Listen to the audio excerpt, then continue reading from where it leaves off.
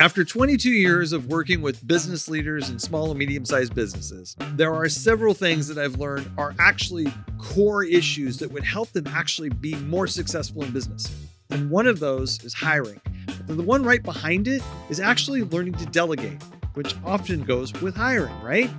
Well, there's a skill to it. There's a process to it. And in today's podcast, we're going to talk about that because we've learned that it's a gap in most leaders' skill sets. And it turns out that most of us that are entrepreneurs, we were never taught how to delegate well. So it's one you want to listen to today because I think these skills are going to help you be way more successful and way less stressed if you can learn to manage them. So let's jump in. As today we're talking about this whole idea of hiring and really how to delegate, but hiring is an important part of the delegation process because as I've been thinking about it lately and making notes in my journal, I've realized that it's a recurring theme with business owners and leaders on how do I actually be wise about who to choose to delegate work to. And hiring is one of the biggest delegation moves we do.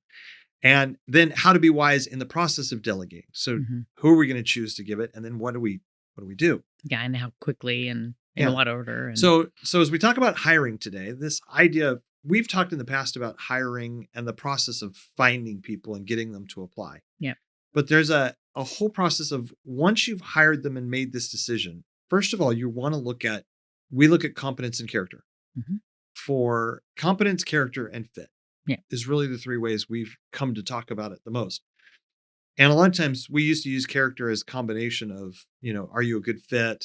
Do you have good integrity and all those kind of things? Now it kind of breaks down into those three: competence, character, and fit, and realizing you're trying to figure out how to assess that in the hiring process. What do you think is the biggest trick or the biggest thing we've seen as success in hiring for fit? How do you interview for fit? Yeah. So for us, what we've really seen work is we have a multi-step interview process. And part of that interview process before anyone ever gets to us is they interview with the team, right? So it could be the whole team. It could be a subset of the team, depending on what the role is that the person coming in would be playing.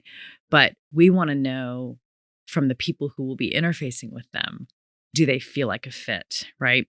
Before we ever even, and if they don't feel like a fit, unless there's some very strong reason, they just don't get as far as us. And we just let the team say, yeah, this is not a good fit. And then we're not going to pass them through. So that has been a huge, huge shift in how we interview and hire people. I think we've been doing that for probably 12 or 13 years now. And it has made a big difference. Well, here's one of the sayings that I think about, that culture eats strategy for lunch. It doesn't mean we shouldn't have strategy in business, but you can't strategize your way into making a crappy culture really produce and do well. It's really difficult. You have all kinds of problems, but at the same time, you can take a great culture of people that are middle of the road folks, and when they pull together, they're amazing. You can take people who are just a motley crew if you have an amazing culture and they work together as a team. And then if you hire well, you hire people well, you may not be able to afford the person who's, what's the word? Elite hire stallions, not donkeys. Yes. Is one of the things, right? Right. And if you hire those stallions, well, they can cost a lot of money. So in a lot of folks, you're just like, I need good people, but I can't afford to pay the premium long tail prices. And so you start thinking about that, like, okay, what really makes that work is developing a great culture and hiring so that you don't screw up your culture. I think all of those things go together because you go, how do I just do that? And figuring out what that looks like. More than one interview. We have multiple interviews. We do. And if you're hiring for a more specific role, more educated, somebody's going to be more thinking more and all that kind of stuff, then you can actually justify more interviews before people get frustrated. But it's the interviews and asking different questions that are real important in the fit. The competence issue, you can go, look, have you done this? And you can ask scenario situations. And measuring competence is missed a lot, isn't it? Measuring competence is missed. Yeah. I mean, part of it is that We ask questions and we look at resumes, but we don't do a good job of giving people the kinds of things that would make them demonstrate competence. Yeah. So part of the interview process for the competence piece, again, depending on what you're hiring for us, we develop a ton of content. So there's always a significant writing element where we're asking them to write certain types of content in certain ways so we can see how they think, we can see their research process, we can see how they construct sentences. How good are they at actually making sure that they have checked the work and done grammar and spell check and not put something stupid in there? So we learn a lot about the process of how people function based on tasks that are assigned as part of the interview process to demonstrate competence. So that's just a very important thing to do, I think, no matter what you're hiring for. All right. So when we're talking about this whole process of the delegating to people, we spent a lot of time talking about the hiring process, but choosing the right person to delegate to is critical. And making sure that when you're doing that, whether it's hiring, making a new hire, or somebody in the office that you're going to be promoting into a new position, or you're going to say, I need them to handle this more than just a take these things and put them in the box type, something that needs problem solving and thinking process and strategy a little bit. You've got competence. Are they good at it? Do they have the character? Do they have the personality? Are they going to be a good fit in the organization? But are they going to be a good fit for that job? And then once that happens, now we talk about delegating. And delegating is something that most people don't teach about.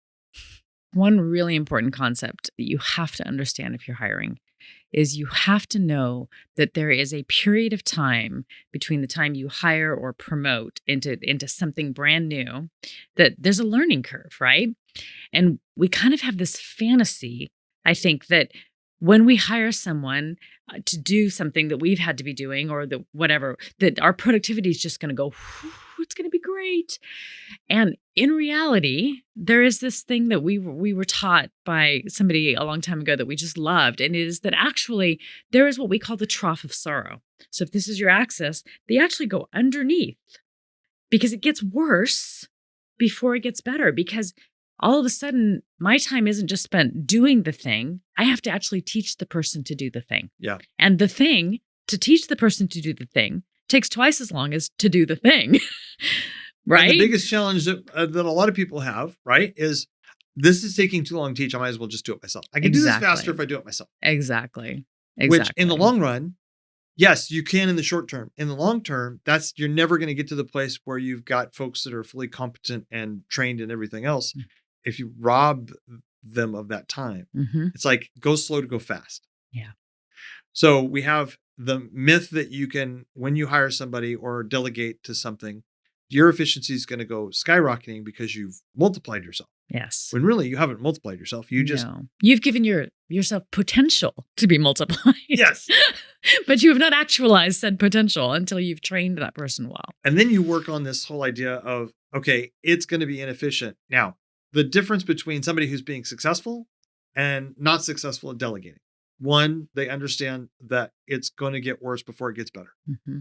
Second, they've got a plan to actually train, or they go into the trough of sorrow and sit and stay there. Yeah. But then you come out.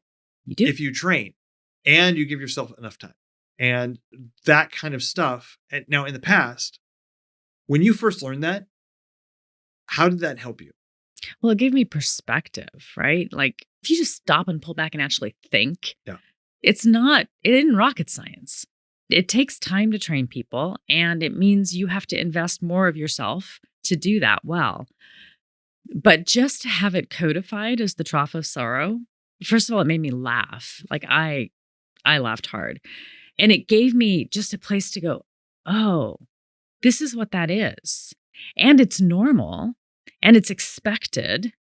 And it is a very rare exception that you wouldn't enter the trough of sorrow. Like it's an exception. So understanding that and then being willing to take and invest the time to delegate well was something that just helped me. Like, okay, yeah, we're going to do this and it's going to take time. And there's elements that are going to get embedded faster and other things that are going to take ages, partly because you're learning and partly because I have to pry my cold, dead hands off of them, which is also another piece of delegating. That some people besides me might struggle with. Just one or two out there. No. I know, right? You ever have that feeling where you're like, it really is what you said earlier, I can do this twice as fast. I don't have the time. I just need to get it done. I am the world's worst when it comes to that. And so I have to very much when I hire someone, I have to give them permission to tell me to stop it. Just stop it. Just let me do it. Get your hands off that thing. Okay. So setting the perspective on the emotional journey for delegation is critical. You need to have a plan, but you need to have a perspective too. Here's 5 steps that, in a little bit of research, that this is Chat, or who I've now affectionately called Helen. Don't get me started. I feel like I'm competing with a girlfriend all of a sudden. These conversations he's having with Helen. We'll have that in another podcast.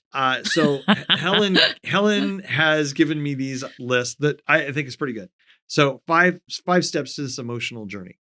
First, the peak excitement. When you're hiring somebody or getting ready to delegate, you're like, this is the pre-hire stage. You're excited. You're ready to give away. You're ready to delegate. I can't wait. And then week 1 that you give the stuff to them, reality check. Okay, I was ready to just go flying. It's kind of like being on a skateboard in the 70s and 80s. And you're like, everything's great. Boom, boom, boom. And then your wheel hits a rock. And you go, oh, boom. Been there, done that. Kind of loud. And then you realize you are going into the trough of sorrow. The excitement you had has been robbed. Yes. Begins to wane. And now you are in this trough of sorrow where this is the period of time of I'm frustrated. This is taking longer than I want. Everybody's frustrated. It's that whole learning process of going from incompetence to competence, or unconscious competence. Like, I don't know I'm incompetent. And then I become aware that I'm incompetent, and I have to work really hard and focus a lot just to be competent. And it's exhausting. Yeah. A perfect example is our friend Jim, who had a mild stroke this last year. And when he's talking to me about rehab, he goes, I'm fine until I get to rehab. And then they make me do the simplest thing with my foot. And they go, okay, just do this. No big deal. No problem, he says. And then I can't do it. He says, I tell my foot to do it. My foot doesn't do it. Why should my foot? And it's like, this work is not that difficult. You should be able to do it. Right. We should be able to transfer this knowledge, and you should be able to think for yourself so I can go do other things. So you live in the trough of sorrow. Now, the reality check, the first week. It's just like, oh, it was great for day 1 or 2. And then, oh, crap. Trough of sorrow, 1 to 3 months. You didn't want to hear that, did you? 1 to 3 months. 1 to 3 months. Woo! 4, emergence. After training and adjustments. So 4 to 6 months, there's an emerging out. And then the retrospective, which oftentimes is years later, where you go back and go. Because I can remember doing that as a kid. Yeah. I mean, as a teenager, that was less now because everyone plays with plastic. Yeah. But I mean, simple things like that. It's like, these are basic skills, and you can test for them very quickly and see if they work. And then you can run somebody. And those are simpler contexts. They should be able to get up to speed fairly quickly. But when it's the more sophisticated things, this is a process. Here at Half a Bubble Out, it takes 2 years to really get your base for the entire company. Yeah. Because there's so many different things that can happen, and they don't all happen one right after the other. Yeah. So you might be getting up to speed within 3 or 4 months, but 2 years later, you're like, wow, I've never even seen that before. Yeah. Well, and I think even in the restaurant example or the cash register example, you can teach the skills fairly quickly, but you're still learning the culture. You're still learning, how would my boss respond to this situation? What's my level of authority here? All those different kinds of things that still, I think, take time. So I don't think you don't have the trough of sorrow. It's just shortened. I think most of our listeners, they definitely don't have probably a restaurant or something like that. But you were in graduate school. You got your first job ever as a waitress. I did. Well, I did work Burger King in high school. So, I had a little practice going in. Probably not the same. Did you like pickles with that? But I mean, working a restaurant, learning the kitchen, learning how that system works. Yep. You and I have both worked in restaurants. It's a different model. Yeah. It's a different thing. So there's a time when you just that's why people oftentimes start as bussers and get used to the restaurant. And then when a wait position comes open, you get to move into it. And they waste you on lunch. breakfast or lunch before they let you have dinner Absolutely. and all that kind of stuff. But you got thrown in right away.